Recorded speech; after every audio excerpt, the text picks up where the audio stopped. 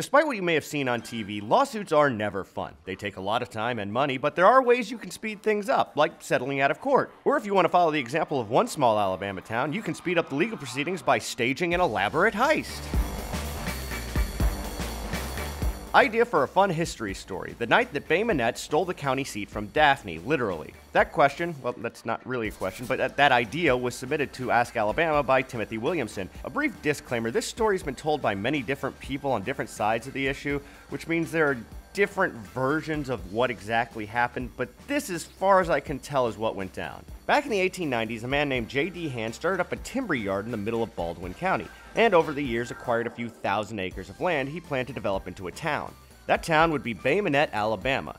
But key to J.D. Hand's plan working was making Bay Minette the county seat of Baldwin. Now, if you don't know what a county seat is, it's basically the capital of the county. It's where the county commissioners meet and where the sheriff's office is and where the county jail and courthouse are. And in those days, when travel could take a while, being the county seat meant a lot of lawyers and politicians and upper crusty folks would be visiting your town frequently, if not just outright moving there.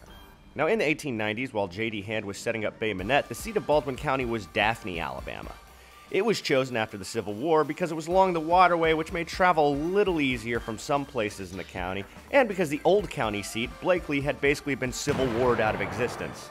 However, with the rise of train travel across the state, getting to more landlocked portions of the county became easier, and J.D. Hand used this to convince state lawmakers and citizens of the county to move the county seat to Bay Minette, which was more centrally located.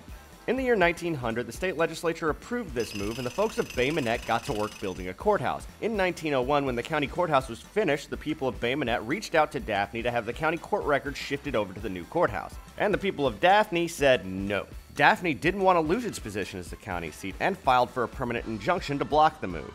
Now, J.D. Hand could have just been patient and waited for the matter to be resolved in the courts, but the wheels of justice turn slow, and he wanted the county seat now. So he came up with another plan. If Daphne wasn't willing to give us the court records, let's just go steal them.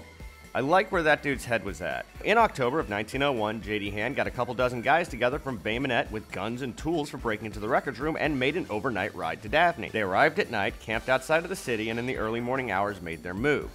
The Bay Minette group went to the sheriff's office / courthouse / jail, it was all one building, with a teenager they had apprehended.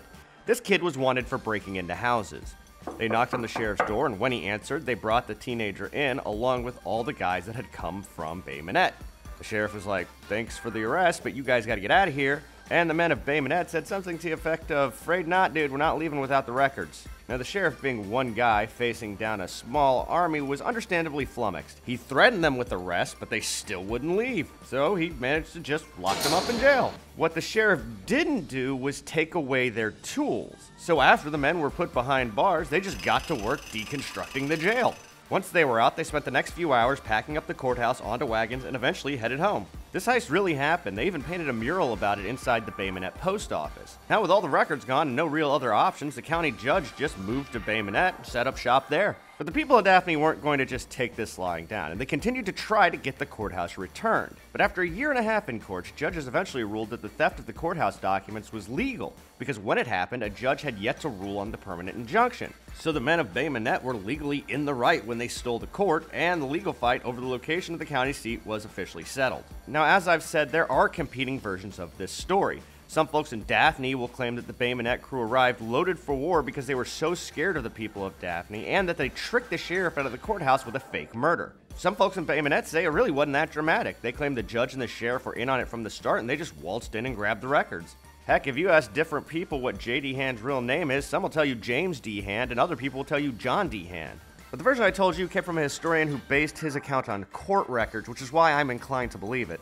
Anyway, with the matter settled and the city established, J.D. Hand sold off his interest in his new town, making a tidy profit, and headed off for the next stage of his life, which I presume involved stealing the Declaration of Independence because there was a secret treasure map on the back. Now, I'm Jonathan Soboleski for Reckon. If you like these videos and like what we're doing on Reckon, you can help us out by following Reckon by AL.com on Facebook or at Reckon Alabama on Twitter. You can also check out the Reckon Report newsletter. Also, Amy Yerkinen's always doing some kind of podcast. And if you've got questions about Alabama you want answered, you can submit those questions to Ask Alabama at www.al.com/ask. Or you can just message the Reckon Facebook page, which I recently found out is what most people have been doing anyway. Thanks for watching.